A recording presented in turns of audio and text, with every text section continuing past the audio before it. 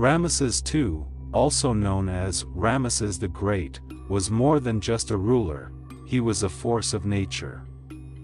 Reigning for an extraordinary 67 years, he shaped Egypt's history, leaving behind a legacy immortalized in towering temples, statues, and inscriptions across the ancient Egyptian landscape. Yet, amidst tales of his legendary battles and sweeping conquests, his most remarkable achievement was not one of war, it was one of peace. Ramesses II's journey to power wasn't just a matter of birthright, it was a destiny shaped by ambition, determination, and bold leadership. As a young prince, he trained relentlessly in the arts of war, strategy, and diplomacy, molded by his father, Seti I, to defend Egypt from any threat. When he finally took the throne, Ramesses immediately began expanding Egypt's borders, strengthening its trade networks, and building monumental works that proclaimed the might of his rule. But no challenge would test his mettle like the powerful Hittite Empire to the north. Under their king, Muwatalli II, the Hittites had been advancing on Egyptian territories, staking their claim on the city of Kadesh, a vital trade hub connecting Egypt to the riches of the Mediterranean and beyond. Losing Kadesh would mean a significant blow to Egypt's power and influence, and Ramesses would not allow it.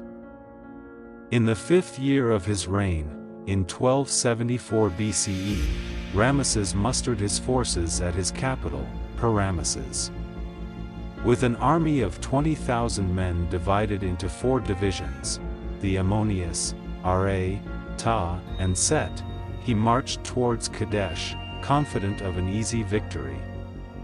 Riding his chariot at the front, the young pharaoh was a vision of strength and purpose, his ambitions as grand as the monuments he would later build. Unbeknownst to him, however, Muwatalli had already anticipated the pharaoh's approach. The Hittite king had gathered an even larger force of 37,000 soldiers and 3,500 chariots and stationed them in strategic positions around Kadesh, hidden and waiting. As Ramesses led his first division toward the city, he encountered 2 Bedouins who claimed to have vital information. The Bedouins told Ramesses that Muwatalli's army was far from Kadesh, too fearful to confront the mighty Egyptian forces. Their words played right into Ramesses' pride, and he advanced confidently, unknowingly falling into a carefully laid trap. As Ramesses approached the city, separated from the rest of his divisions, the truth became apparent, but too late.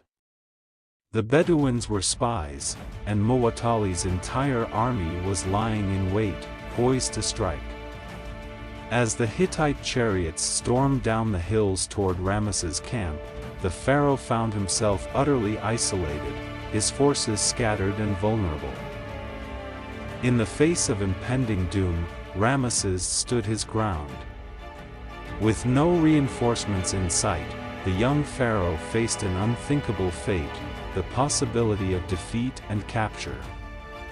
He later described this desperate moment in what became known as the Poem of Pentor, writing, "Not one of my princes, of my chief men and my great, was with me, not a captain, not a knight. For my warriors and chariots had left me to my fate. Not one was there to take his part in fight. Here I stand, all alone, there is no one at my side.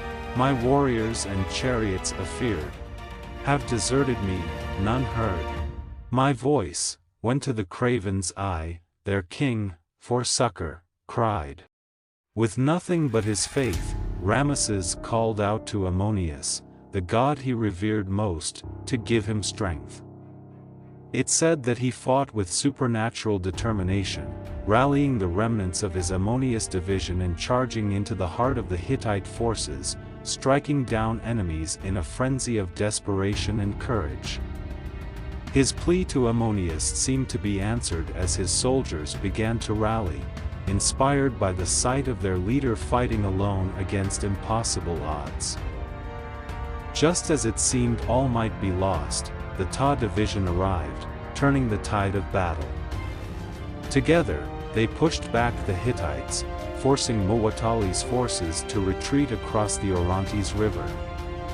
Many of the Hittites drowned in their flight, while others fell to the Egyptian counterattack. Despite this turn of events, Ramesses' victory was incomplete. The city of Kadesh remained under Hittite control, and the Egyptian army, battered and exhausted, could not press on. Back in Egypt, Ramesses proclaimed a great victory, immortalizing his bravery and near-miraculous survival in the Poem of Poise and on monuments across Egypt. The Hittites, however, saw the outcome differently, insisting that Kadesh was a Hittite victory. In truth, the battle had no clear victor. While Ramesses had saved his army and held his ground, he had not secured Kadesh. The legend of the Battle of Kadesh spread across the land, showcasing Ramesses as a heroic figure who had stood alone against an overwhelming force. But even with the battle behind him, the tension between Egypt and the Hittites remained unresolved, festering like an open wound. As years passed, both Egypt and the Hittite Empire faced new challenges. Ramesses knew that continued warfare with the Hittites would drain Egypt's resources, threatening his people's prosperity. Meanwhile, Hattusili III, the new Hittite king after Muwatalli's death, recognized the toll that war had taken on his kingdom. In 1258 BCE, after years of diplomacy, the two empires signed what would become the world's first recorded peace treaty, the Treaty of Kadesh. Engraved on silver tablets and preserved in records, the treaty stipulated that neither Egypt nor Hutti would seek to claim each other's lands, nor would they wage war on one another. Part of the treaty read, Ramesses, the great king, the king of the country of Egypt, shall never attack the country of Hutti to take possession of a part of this country. And Hattusili, the great king, the king of the country of Hutti, shall never attack the country of Egypt to take possession of a part of that country. This treaty marked a monumental shift from war to diplomacy, setting a precedent for peaceful conflict resolution in the ancient world. The peace between Egypt and the Hittites evolved into a partnership. Ramesses and Hattusili III forged a cultural and technological alliance. The Hittites, masters of metalwork, taught Egyptians new techniques in creating stronger weapons and tools. In return, the Egyptians, known for their advanced agricultural knowledge, shared their methods to improve crop yields, which enriched the Hittite Empire. This relationship endured until the Hittite Empire's decline around 1200 BCE, weakened by invasions from the Sea peoples, the Assyrians, and other tribes. But by then, Ramesses had set a new standard for diplomacy in an era defined by conquest.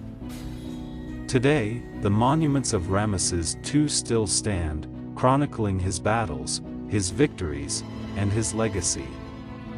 The Treaty of Kadesh remains a powerful symbol of peace, the first known agreement where two leaders committed to coexist without bloodshed. Ramesses II, once celebrated for his strength in war, is also remembered for his wisdom in choosing peace. His story endures as a testament to the power of resilience, leadership, and the far-reaching impact of one man's decision to end a conflict that could have endured for generations.